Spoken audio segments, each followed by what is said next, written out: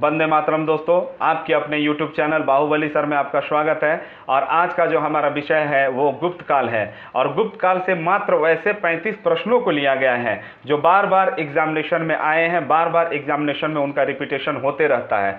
चाहे आप state level का कोई एग्जाम लिखने जा रहे हो, चाहे नेशनल लेवल पे कोई एग्जाम लिखने जा रहे हो, चाहे यूपीएससी हो चाहे जेपीएससी हो, आपको इसको पढ़ के ही जाना होगा। एक क्वेश्चन आपको गुप्त काल से अवश्य आता है और इसमें आपको केवल सेलेक्टिव क्वेश्चन को लिया गया, भीड़ भाड़ नहीं पैदा किया गया है यहाँ पर। बस ध्यान रखिएगा, कुछ कुछ ऐसे बातों को हम वहाँ पर बता दिया करेंगे। अगर आप उसको नोट डाउन कर पाएंगे तो आपके लिए बहुत ही अच्छा रहेगा। बस इस बात को आप तय करके रखेंगे और ऐसे ऐसे चीज़ बताएंगे इस वंश में जो आपको बुक में भी नहीं मिलेगा। आप जब डीप नॉलेज प्राप्त करेंगे कहीं से तभी वो बात बताए जाएंगे। ये ऐसे प्रश्न है, ये मत समझिएगा कि एकदम सस्ता में निपटा दिए हैं आपको, ऐसा नहीं है ना। जो झोल झाल में वैसा प्रश्न नहीं है, आपको सारा प्रश्न समझाते हुए ही हम जाएंगे। तो इस क्रम में जो हमारा पहला प्रश्न है वो प्रश्न इस प्रकार से है, गुप्त वंश के संस्थापक कौन थे? तो गुप्त वंश के संस्थापक श्रीगुप्त थे। कौन थे? श्रीगुप्त। देखिए, हम लोग कभी भी कोई चीज, कोई काम, नया काम अगर शुरू करने जाते हैं तो क्या कहते हैं? श्री गणेश करना। क्या करना? श्री गणेश करना। उसी प्रकार से आप इसको समझ लीजिए, श्रीगुप्त गुप्त वंश के श्री गणेशक थे, मतलब श्री गणेश किए थे। यही बात को ध्यान रखिएगा, श्रीगुप्त गुप्त वंश का श्री गणेश किए थे, यही बात को ध्यान रखिएगा। अगर इसी प्रश्न को थोड़ा सा घुमा के एग्जामिनेशन में दे दे कि गुप्त वंश का वास्तविक संस्थापक कौन था, तो ध्यान रखिएगा वहां पर आपका उत्तर जो है वो चेंज हो जाएगा। वहां पर आपका उत्तर हो जाएगा चंद्रगुप्त प्रथम। कौन हो जाएंगे? चंद्रगुप्त प्रथम। आपका अगला जो सवाल है वो है, गुप्त किसके सामंत थे? आपका उत्तर है कुषाणों के। तो देखिए, गुप्त को जाने से पहले, उससे पहले थोड़ा कुषाण को जानिए। कुषाण जो थे ये भारत के नहीं थे, ये चीन के एरिया के चरवाहे थे जिनकी जनजाति का नाम यूची था। और बाद में ये काफ़ी मजबूत हुए और ये लोग राजा का रूप मतलब कि मजबूत होने के बाद एक शासक के रूप में उभरे और यही थे आपको कुषाण वंश। कौन थे? आपको कुषाण वंश थे और इन्हीं के थे सामंत। अब देखिए, छठा क्लास से ही पढ़ते आ रहे होंगे हिस्ट्री के बुक में कि सामंत सामंत। अब देखिए, सामंत क्या होता है आपको हम समझाते हैं, अच्छा से समझिएगा। मान लीजिए ये कोई देश का क्षेत्र है, ये जो है किसी देश का क्षेत्र है और यहाँ पर बीच में एक शासक जो है, जो सम्राट के रूप में है, राजा के रूप में है, और उसके अंडर में जो है कुछ कुछ शासक जो है, मतलब कि जमींदार हो गए, ठेकेदार हो गए या फिर किसी प्रकार के मंत्री हो गए, वो लोग सीमावर्ती क्षेत्र में शासन कर रहे हैं। तो जो सीमावर्ती क्षेत्र में किसी राजा के सीमावर्ती क्षेत्र में जो शासन करते थे, यानी कि सीमांत क्षेत्रों में जो शासन करते थे, उन्हीं को सामंत कहा जाता था। इसका निर्माण किससे हुआ? सीमांत शब्द से ही सामंत शब्द की उत्पत्ति हुई है। तो याद रखिएगा, गुप्त किसके सामंत थे? तो गुप्त जो थे आपको कुषाणों के सामंत थे। आपका अगला प्रश्न है, समुद्रगुप्त को भारत का नेपोलियन किसने कहा था? आपका सही उत्तर है विंसेंट स्मिथ। क्या नाम है इनका? Vincent Smith. देखिए, विंसेंट स्मिथ ने समुद्रगुप्त को क्यों भारत का नेपोलियन कहा था? तो देखिए, चंद्रगुप्त मौर्य अखंड भारत का निर्माण किए, सम्राट अशोक भी अखंड भारत पर ही अपना राज किए, वो भी अपना राज का विस्तार किए। उसके बाद कोई ऐसा शासक पैदा नहीं हुआ जो आपको, कहने का मतलब किसी का ऐसा कोई शासक ऐसे नहीं हुए जो यहाँ पर पूरा एक छत्र राज के या बड़े बृहद साम्राज्य बना पाए। तो इस क्रम में आपको समुद्रगुप्त का ही जन्म होता है जो आपको भारत को एक बड़ा रूप, अखंड भारत का रूप देते हैं। और उनको भारत का नेपोलियन किसने कहा था? तो विंसेंट स्मिथ। थोड़ा सा समुद्रगुप्त के बारे में आप जानिए। समुद्रगुप्त सबसे पहले आर्यावर्त क्षेत्र के आगे 9 राजाओं को हराते। आर्यावर्त क्षेत्र मतलब भारत का जो ऊपरी हिस्सा देखते हैं ना, जो समुद्र से घिरा हुआ नहीं है, ऊपरी हिस्सा, उस हिस्सा के 9 राजाओं को हराते हैं और वहां पर जो नीति अपनाते हैं उस नीति का नाम था प्रशभोधरण नीति। क्या नाम था? प्रशभोधरण नीति। प्रशभोधरण नीति का अर्थ होता है जड़ से उखाड़ना, मतलब गए, उन पर आक्रमण किए और सीधे जड़ से उखाड़ कर समूल नाश कर दिए। ठीक है, ये आपको साउथ की तरफ गए, दक्षिण भारत में गए तो दक्षिण भारत में जाकर वो एक नीति अपनाया, उस नीति का नाम था गृह मोक्ष अनुग्रह नीति। गृह मोक्ष अनुग्रह नीति का मतलब होता है पहले उन पर कब्जा करना और कब्जा कर लेने के बाद, अधिकार लेने के बाद अगर वे अनुग्रह करते तो उनको वो छोड़ देते। तो गृह मोक्ष मतलब हमारे गृह को मोक्ष दीजिए, छोड़ दीजिए, अनुग्रह कर रहे हैं मतलब आपसे अनुग्रह कर रहे हैं, वो नीति को अपनाए और उनको, उनसे कुछ कर वगैरह लेके, कुछ पैसा वैसा लेके उनको भी बोले कि आज से आप आज़ाद हैं। और जो दक्षिण की तरफ जब ये गए थे आक्रमण करने के लिए, इसको दक्षिणापथ का युद्ध भी कहा जाता है। क्या कहा जाता है? दक्षिणापथ का युद्ध भी कहा जाता है। ज़्यादा समय तक वहाँ शासन नहीं किए, कर लेने के बाद उन लोगों को छोड़ दिए। उसके बाद ये पश्चिम की तरफ गए, तो पश्चिम की तरफ कौन गए, ध्यान से दीजिएगा, सुनिएगा इस बात को। पश्चिम की तरफ जो गए तो यहाँ पर एक नीति अपनाए, उस नीति का नाम था कन्योपायन निवेदन नीति। क्या नाम था, कन्योपायन निवेदन नीति। कहने का मतलब जो पश्चिमी क्षेत्र है वहां पर आपको, पश्चिमी क्षेत्र का मतलब पहले समझिए, गुजरात, राजस्थान, पाकिस्तान, अफगानिस्तान, उस क्षेत्र में वहां पर शक और कुषाणों का शासन था। वहां पर गए और वहां पर जाने के बाद जब वो लोग जब जाने की ये समुद्रगुप्त हमारे तरफ आक्रमण करने आने वाला है, उसी समय लोग रास्ते में मिल गए, बोले कि माई बाप जो बात करना है क्लियर कर, बोले क्या चाहिए आपको, तो बोले कि हमको इतना धन संपत्ति दे दो, हम तुम लोग को मुक्त करते हैं। तो बोले धन संपत्ति भी लीजिए, साथ में हमारे यहाँ जो लड़कियां हैं उनसे भी आप विवाह कर लीजिए, अगर आप मतलब कि आप अगर विवाह नहीं करना चाहते हैं तो आपके जो वंश में है उन लोगों से आप विवाह कर दीजिए, है ना। यही करके ये दो नीति वो लोग अपनाए, इसको कहा जाता है कन्योपायन निवेदन नीति। मतलब कन्या का विवाह कीजिए और हम आपसे निवेदन कर रहे हैं इस एरिया को आप मुक्त कीजिए। यही थे समुद्रगुप्त, और इसी कारण से विंसेंट स्मिथ ने समुद्रगुप्त को भारत का नेपोलियन कहा था। आपका अगला प्रश्न है, किस काल में सबसे पहले सबसे बड़ी प्रादेशिक इकाई को देश कहा गया। आपका सही उत्तर है गुप्त काल। गुप्त काल में जो सबसे बड़ा भूखंड होता था और जो भूखंड होता था उसको देश कहा गया है। कहने का मतलब अगर देश शब्द का सबसे पहले उल्लेख किस काल में हुआ है तो याद रखिएगा गुप्त काल में। और इसके जो शासक होते थे उसको गोपना कहा गया है। क्या कहा गया है, गोपना कहा गया है। और जो इससे थोड़ा सा छोटा इकाई होता था उसको भुक्ति कहा गया। क्या कहा गया, भुक्ति कहा गया। और भुक्ति के शासक को उपरिक कहा गया। देखिए देश किस काल में कहा गया तो गुप्त काल में। अगर आपको पूछे देश को, राष्ट्र को माता, मतलब कि धरती को माता किस काल में कहा गया, किस वेद में कहा गया, याद रखिएगा धरती को माता किस वेद में कहा गया, तो आपका सही उत्तर हो जाएगा अथर्ववेद। अथर्ववेद में एक श्लोक आता है, पुत्रो अहम माता पृथ्वै पृथ्वै पृथ्वै। कहने का मतलब पुत्र हम है और माता कौन है, पृथ्वी है, पृथ्वी है, पृथ्वी है। याद रखिएगा देश किस काल में कहा गया, गुप्त काल में। और धरती को माता किस काल में कहा गया, किस वेद में कहा गया, तो क्या बोलेगा, अथर्ववेद। आपका अगला सवाल है, किस गुप्त शासक को सिक्के पर बीना बजाते हुए दिखाया गया है। आपका सही उत्तर है समुद्रगुप्त। एग्जामिनेशन में सबसे ज्यादा अगर किसी से प्रश्न पूछता है गुप्त काल में तो वो व्यक्ति है समुद्रगुप्त। अभी हम लोग थोड़ा देर पहले पढ़े कि समुद्रगुप्त को प्रतापी क्यों कहा गया, क्योंकि उन्होंने गृह मोक्ष अनुग्रह नीति को अपनाया, है ना। गृह मोक्ष अनुग्रह नीति को दक्षिण भारत में अपनाया, उत्तर भारत में प्रशबोधरण नीति को अपनाया, और पश्चिमी भारत में आपको कन्योपायन निवेदन नीति को अपनाया। बहुत कठोर शासक थे। कठोर मतलब ये नहीं कि मतलब अपना साम्राज्य को विस्तार करने के लिए महत्वाकांक्षी शासक हुआ करते थे। और इनके सिक्के में सबसे ज्यादा आपको बीना बजाते हुए इनको दिखाया गया है। ऐसा नहीं है कि केवल बीना बजाते हुए दिखाएगा, बहुत सारा सिक्का है ना, जो कि डीप नॉलेज में आता है। मतलब कि गहन अध्ययन करेंगे तब इसको आपका पता चलेगा। धनुष चलाते हुए, मतलब तीर चलाते हुए भी इनको कहीं कहीं दिखाया गया, बहुत सारा सिक्का। तो देखिए जो वीणा बजा रहे हैं, कहने का मतलब ये संगीत, इससे इतिहासकार जो हैं इससे यही निष्कर्ष निकाले कि समुद्रगुप्त जो है वो क्या है, आपको बहुत अच्छे संगीतकार हुआ करते होंगे, इसलिए वो वीणा बजाते थे। याद रखिएगा एक प्रश्न पहले रेलवे में बहुत पूछता था, वीणा का आविष्कारक कौन थे, तो वीणा का आविष्कारक कौन थे, रावण थे। कौन थे, रावण थे। और ये जो गुप्त शासक है इनमें सबसे ज्यादा संगीत प्रेमी कौन था, तो याद रखिएगा वो कौन था, आपको समुद्रगुप्त था। कौन था, समुद्रगुप्त। आपका अगला सवाल है, किस गुप्त शासक को भारत का नेपोलियन कहा जाता है। आपका सही उत्तर है समुद्रगुप्त। क्यों कहा जाता है, अभी हम ऊपर में बता चुके हैं। विंसेंट स्मिथ इनको इसलिए कहें क्योंकि ये दक्षिण भारत में, बार बार हम आपको बता रहे हैं, दक्षिण भारत में गृह मोक्ष अनुग्रह नीति को अपनाए, आपको उत्तरी भारत में आपको प्रशबोधरण नीति अपनाए, पश्चिमी भारत में ये जो है आपको कन्योपायन निवेदन नीति को अपनाए थे। इस कारण से इनको नेपोलियन का, भारत का नेपोलियन कहा जाता है। किनको, समुद्रगुप्त को। आपका अगला सवाल है, हरिसेन किस गुप्त शासक के राजकवि थे। सही उत्तर है आपको समुद्रगुप्त। समुद्रगुप्त के दरबार में अगर कोई राजकवि थे तो उनका नाम क्या था, हरिसेन। आपका अगला प्रश्न है, प्रयाग प्रशस्ति किस गुप्त शासक ने लिखवाया था। आपका सही उत्तर है समुद्रगुप्त। किसने लिखवाया था, समुद्रगुप्त।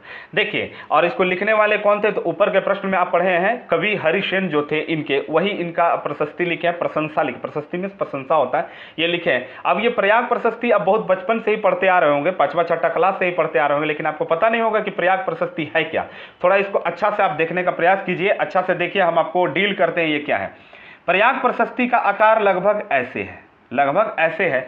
इसके ऊपर का जो भाग है ना, वहां पर एक पशु का चित्र है। किसका चित्र है? पशु का चित्र है, और पशु की मूर्ति है, चित्र नहीं मूर्ति है। उसके नीचे आपको अधोमुखित कमल का फूल है, उसके नीचे अधोमुखी कमल का फूल है, और उसके नीचे जो है 6 लाइन सम्राट अशोक के बारे में लिखा हुआ, 1 2 3 4 5 6 लाइन, 6 लाइन सम्राट अशोक के प्रशंसा में लिखा हुआ है। और जस्ट उसी के नीचे आपको प्रयाग प्रशस्ति बना हुआ है। प्रयाग प्रशस्ति मतलब यहीं पर आपको समुद्रगुप्त का वर्णन किया है। आपको वर्णन करने वाले कौन है? तो हरिसेन है, कवि हरिसेन है, ध्यान रखिएगा। और इसी में आपको झारखंड का नाम मुरुंड है, झारखंड का नाम मुरंड पड़ा हुआ है, इसी में झारखंड को मुरंड नाम से पुकारा गया है। इसीलिए कहता है गुप्त काल में झारखंड को किस नाम से जानते थे? तो गुप्त काल में झारखंड को मुरंड के नाम से जानते थे। उसके नीचे जो है अकबर का, जो आपको अकबर के जो नवरत्न थे बिरबल, वो अकबर का प्रशंसा करवाएं, यहाँ पर अकबर का प्रशंसा करवाएं। और उसके नीचे जो है जहांगीर अपना प्रशंसा करवाए। एक ही में इतने लोगों का प्रशंसा है। और उसके नीचे का जो भाग है,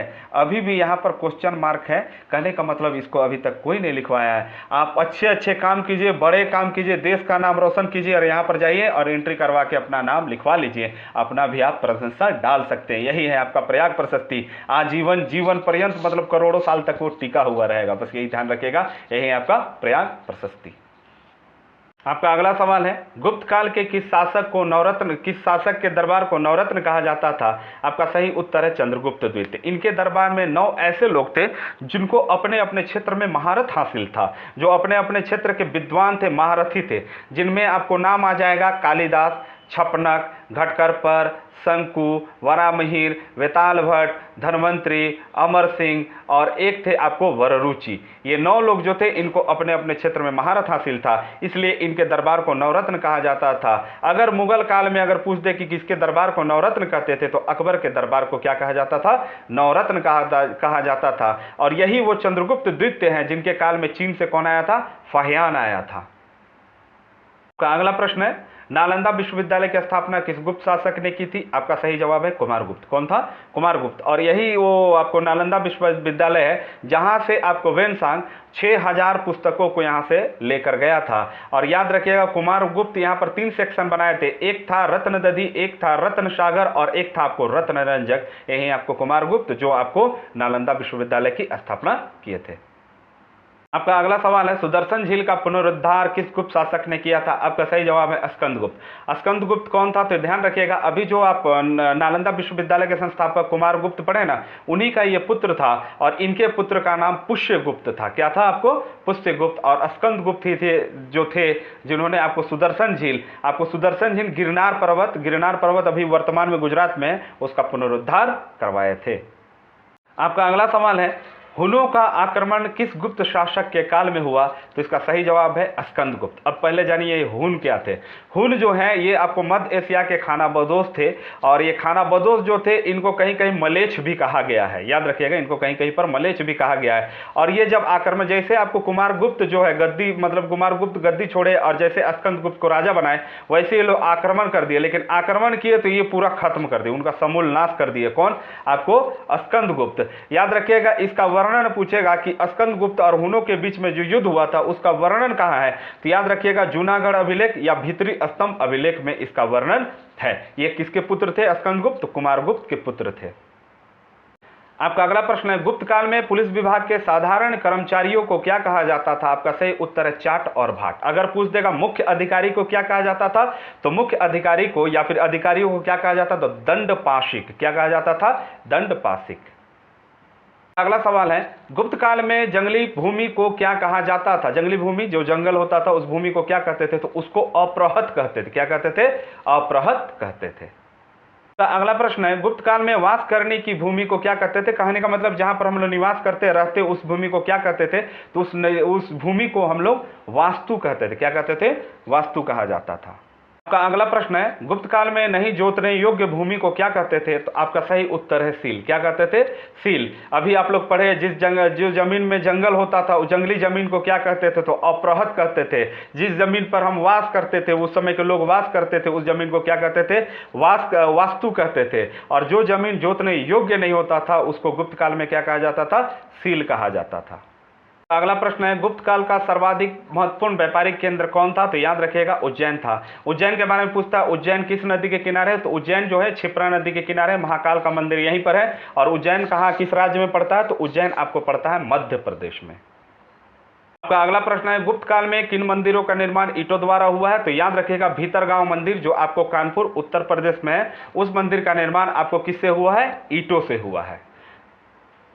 आपका अगला प्रश्न है, सती प्रथा का साक्ष्य पहली बार किस अभिलेख में प्राप्त होता है? आपका सही उत्तर है एरन अभिलेख। आप एरन अभिलेख पढ़े होंगे, लेकिन एरन अभिलेख कैसे बना ये नहीं जानते होंगे, थोड़ा सा अच्छा से जानिए।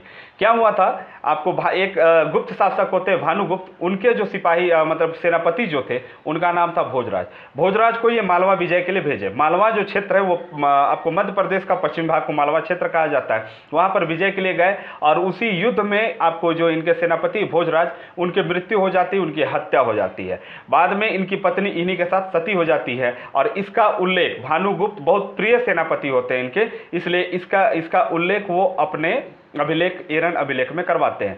एक क्वेश्चन यूपीएससी के एग्जामिनेशन में आ चुका है कि आपको सती प्रथा का दूसरा साक्ष्य कहां से प्राप्त होता है? तो सती प्रथा का दूसरा साक्ष्य प्राप्त होता है, आपका उत्तर है कि मोहम्मद बिन कासिम जब सिंध पर आक्रमण करता है, सिंध जो पंजाब वाला क्षेत्र है ना, उसका पश्चिमी क्षेत्र को सिंध क्षेत्र कहा जा रहा है, उस क्षेत्र में जब आक्रमण करता है तो उस समय वहां के राजा होते थे राजा दाहिर। राजा दाहिर की वो हत्या कर देता है, तब उनकी जो पत्नी है, जिनको कहीं कहीं रानी देवी कहा गया, कहीं कहीं उनको रंग देवी कहा गया, वो इनके साथ सती हो जाती है। यही है भारत के सती प्रथा का दूसरा उल्लेख। अगर बोलेगा मध्यकालीन भारत का पहला उल्लेख कौन है, मतलब सती प्रथा का पहला उल्लेख कहां से प्राप्त होता है, तो याद रखिएगा यही वाला जो सिंध पर आक्रमण किया था मोहम्मद बिन कासिम, राजा दाहिर और रानी रंग देवी या रानी देवी।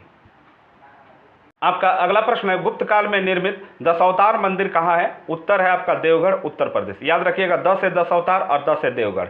और ये मंदिर जो है गुप्त काल की सर्वोत्तम कृति इसको मानी जाती है। गुप्त काल का सर्वोत्तम कृति किस मंदिर को माना जाता है? तो याद रखिएगा दशावतार मंदिर। अब नाम से ही पता चल रहा है 10 अवतार का मंदिर है। 10 अवतार किनका था? तो भगवान विष्णु का 10 अवतार का यहाँ पर मूर्ति है, उनका चित्र है और उसके बारे में मतलब कि उसके बारे में बहुत अच्छा मतलब मंदिर बनाया हुआ है। और ये कहाँ है आपको? तो देवगढ़ उत्तर प्रदेश में। आपका अगला प्रश्न है, अजंता में निर्मित 29 गुफाओं में कौन से 2 गुफा गुप्तकालीन है?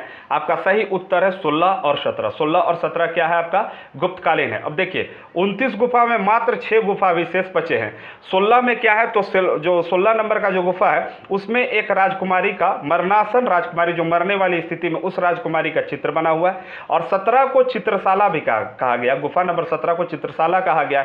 चित्रशाला इसलिए कहा गया क्योंकि इसमें महात्मा बुद्ध के जीवन का, महात्मा बुद्ध के जन्म का, महात्मा बुद्ध के मरण का, महात्मा बुद्ध के महानिष्भिक्रमण मतलब घर छोड़ना, महापरिनिर्वाण मतलब जो देह त्याग किए थे उसका, सारे का चित्र बना हुआ है गुफा नंबर 17 में। तो 16 में मरणासन राजकुमारी और 17 में महात्मा बुद्ध के जीवन का पूरा चित्रण है, इसलिए इसको चित्रशाला भी कहा गया। तो याद रखिएगा गुप्त काल की गुफा कौन है अजंता के समय में? तो याद रखिएगा 16 और 17। आपका अगला प्रश्न है, गुप्त काल में निर्मित बाघ गुफा कहाँ है? तो सही उत्तर है धार जिला मध्य प्रदेश। वहां पर विंध्य पर्वत है, उसको काट कर ये गुफा बनाया गया है। और ये बाघ गुफा कहाँ है? धार नगरी भी कहा जाता है, धार जिला है ऐसे, है ना, मध्य प्रदेश में। और ध्यान रखिए प्रश्न बहुत बार आ चुका है, देखने में आसान लग रहा होगा, है ना, देखने में छोटा लगे और घाव करे गंभीर वाला हिसाब किताब नहीं होना चाहिए। आप इसको अच्छा से नोट डाउन कर लीजिएगा। आपका अगला प्रश्न है, गुप्त काल में सोने के सिक्के क्या कहलाते थे? आपका उत्तर है दिनार। अगर यही प्रश्न आपको चेंज करके आ जाए कि ये आपको चोल काल में सोने के सिक्के को क्या कहा जाता था, बहुत बार एग्जामिनेशन में पूछ चुका है, तो इसको भी नोट डाउन कर लीजिएगा, कलंजू। क्या कहते थे? कलंजू। आपका अगला प्रश्न है, गुप्त काल में चांदी के सिक्के क्या कहलाते थे? तो याद रखिएगा रुपया का। क्या कहलाते थे? रुपया का। और अभी क्या कहलाता है? रुपया। क्या कहलाता है? रुपया। आपका अगला प्रश्न है, गुप्तों की राजकीय और शासकीय भाषा क्या थी? तो याद रखिएगा संस्कृत। सबसे प्राचीन भाषा भी ऐसे भी संस्कृत है, देवों की भाषा भी संस्कृत है।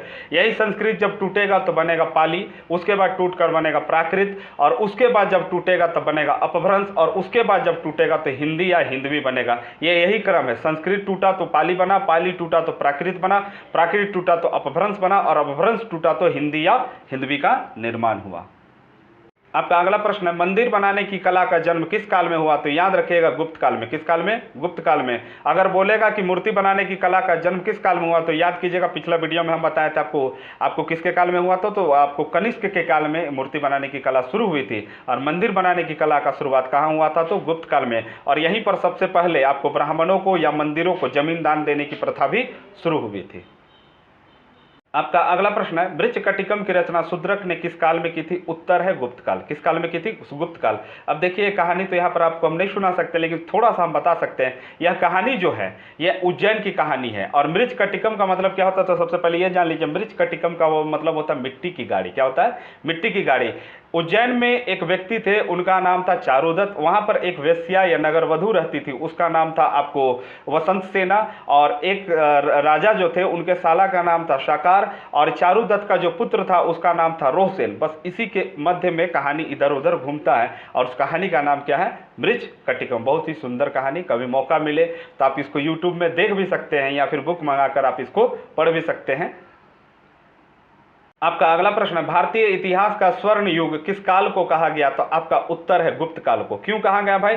इसका सांस्कृतिक उपलब्धता के कारण इसको भारतीय इतिहास का स्वर्ण युग कहा गया है। किसे? तो गुप्त काल को। आपका अगला प्रश्न है, राजा रानी सिक्के किस गुप्त शासक ने चलाए थे? आपका सही उत्तर है चंद्रगुप्त प्रथम। कौन चलाया था? चंद्रगुप्त प्रथम। अब चंद्रगुप्त प्रथम के बारे में जानिए। तो सबसे पहला गुप्त शासक जिसने सोना का सिक्का चलाया था वो चंद्रगुप्त प्रथम था। याद रखिएगा इनके बारे में, ये आपको गुप्त वंश का वास्तविक संस्थापक भी इन्हीं को माना जाता है। संस्थापक श्रीगुप्त, लेकिन वास्तविक संस्थापक चंद्रगुप्त प्रथम। जब इनका राज्यरोहण हो रहा था, मतलब जब ये गद्दी पर बैठ रहे थे, तो वो तारीख था 9 मार्च 319। इसी दिन ये गुप्त संवत का भी शुरुआत किए थे। इनका जो विवाह था वो आपको वैशाली के लिच्छवी वंश के राजकुमारी, जिनका नाम कुमार देवी था, उनसे जब विवाह हुआ तो इनको दहेज में पाटलिपुत्र मिला था। उसके बाद इन्हीं के मतलब कि अपनी पत्नी के लिए, पत्नी के नाम से एक सिक्का चलाया जिसको आपको कहा जाता है कुमार देवी सिक्का, है ना। और बाद में ये विवाह प्रकार का भी सिक्का चलाया जिसको कहा जाता है राजा रानी प्रकार का सिक्का। तो इसको चलाने वाले कौन थे? तो चंद्रगुप्त प्रथम थे। आपका अगला प्रश्न है, गुप्त संवत का आरंभ कब हुआ था? तो अभी बताएं तो थोड़ा देर पहले 9 मार्च 319 ईस्वी को। कब, क्यों हुआ था? तो चंद्रगुप्त प्रथम का राज्यरोहण हो रहा था, राजगद्दी पर जब बैठ रहे थे तब ये गुप्त संवत को वो चलवाए थे। आपका अगला प्रश्न है, अश्वमेध यज्ञ कराने वाला पहला गुप्त शासक कौन था? तो याद रखिएगा वो शासक थे समुद्रगुप्त। कौन थे? समुद्रगुप्त। समुद्रगुप्त के बारे में क्या बताएं? आप तो पिछले जितने मतलब 1-2 प्रश्न इनके बारे में 3-4 प्रश्न आया है ना, तो ये समुद्रगुप्त है। और जान लीजिए, आपको कोई भी एग्जामिनेशन आप लिखने जा रहे हो तो याद रखिएगा सबसे ज्यादा अगर गुप्त से पूछना होगा उसको, सबसे ज्यादा समुद्रगुप्त से पूछेगा, क्योंकि सबसे प्रतापी शासक गुप्तों में कौन है? तो आपको है समुद्रगुप्त। और अश्वमेध यज्ञ करवाने वाले एकमात्र शासक गुप्त में कौन है? समुद्रगुप्त। अगर ऐसे आप शुंग वंश में जाइएगा तो उनका नाम है पुष्यमित्र शुंग, है ना। अगर शुंग वंश में यही क्वेश्चन रहता कि कौन सा शुंग शासक करवाए, तो वहां पर आंसर हो जाएगा आपको पुष्यमित्र शुंग। जो उनके दरबार में जो ऋषि थे, उन ऋषि का नाम था ऋषि पतंजलि, जो योग के जनक हैं, है ना, वही उनको अश्वमेध यज्ञ करवाए थे, ऋषि पतंजलि। आपका अगला प्रश्न है, सबसे ज्यादा अभिलेख किस गुप्त शासक के काल में लिखा गया? आपका सही उत्तर है कुमारगुप्त। क्या नाम है? कुमारगुप्त। कुमारगुप्त जो थे उनके काल में कुमारगुप्त जो थे उनके काल में सबसे ज्यादा आपको अभिलेख लिखा गया। इनका अभिलेख जो है आपको बांग्लादेश में भी मिलेगा। बांग्लादेश में 3 ताम्रपत्र है, 3 ताम्रपत्र आपको मिला है, जिसमें एक का नाम है दंदई, एक का नाम है दामोदरपुर और एक का नाम है आपको व्यग्राम। और तीनों ताम्रपत्र में भूमि संबंधी विवरण है दिया हुआ। अब ये कुमारगुप्त के बारे में जानिए। कुमारगुप्त वही है जो आपको नालंदा विश्वविद्यालय का स्थापना किए। कुमारगुप्त पहले शासक थे गुप्तों में जिन्होंने आपको उनका जो राजकीय चिन्ह था उसमें गरुड़ का चिन्ह था, उस राजकीय चिन्ह गरुड़ को हटाकर वहां पर वो मोर लगाए थे, है ना। राजकीय चिन्ह क्या बना दिए थे? अपना मोर लगाए थे। यही है आपको गुप्त शासक कुमारगुप्त। आपका अगला प्रश्न है, किस डरपोक गुप्त शासक ने अपनी पत्नी शक शासकों को सौंप दी थी? तो सही उत्तर है रामगुप्त। कौन है? रामगुप्त। अब थोड़ा सा कहानी पीछे से जानिए। याद कीजिए इसी वीडियो में हम समुद्रगुप्त के बारे में बताएं कि जब वो पश्चिमी क्षेत्र में विजय करने के लिए गए, शकों और कुषाणों को हराने के लिए गए, तो उससे पहले वो लोग आया और निवेदन नीति का प्रयोग किया। बोला कि माई बाप हम लोग पर हमला मत कीजिए, हम लोग को जो आपको जो चाहिए हम लोग दे रहे हैं। बोले ठीक है, और साथ साथ हम लोग की बेटियों से भी आप शादी कर लीजिए, जितना बेटी उठी है शादी कर लीजिए। तो ये कितना से शादी करते समुद्रगुप्त, कुछ कुछ शादी जो हुआ इनके मतलब वंश में जो लोग थे उनसे भी शादी हुआ, उनके मतलब कि उनके देश के कुछ गणमान्य लोगों से भी शादी हुआ, कन्योपायन नीति यहाँ पर यूज किया। लेकिन समुद्रगुप्त जब चले गए तो इनके मन में तो क्रोध ही था, शक और कुषाण के मन में पहले से क्रोध था कि भाई कुषाण लोग तो सोच रहे हैं कि हम ही लोग का सामंत आज हम ही लोग से टेंटे कर रहा था। अब समुद्रगुप्त जब चले गए और रामगुप्त को जब राजा बनाना पड़ा और रामगुप्त जब राजा बन गया तो उसी समय शक लोग यहाँ पर आक्रमण किए, और शक लोग आक्रमण किए और बोले कि तुम्हारा बाप जो था हम लोग से बेटी ले गया, हमारी बेटियों को मतलब कि विवाह किया था, अब बदले में बेटी नहीं चाहिए तुम्हारा, हमको तुम्हारी पत्नी चाहिए। और उनकी पत्नी का नाम था ध्रुवस्वामिनी, रामगुप्त की पत्नी का नाम क्या था, ध्रुवस्वामिनी। और कहा जाता है कि उस समय वो पूरे भारत में सबसे सुंदर स्त्री हुआ करती थी, उससे वो लोग उसको मतलब कि पकड़ के ले गया, मतलब कि उस राजा से मतलब कि ताकत के बल पे छीन के ले गया।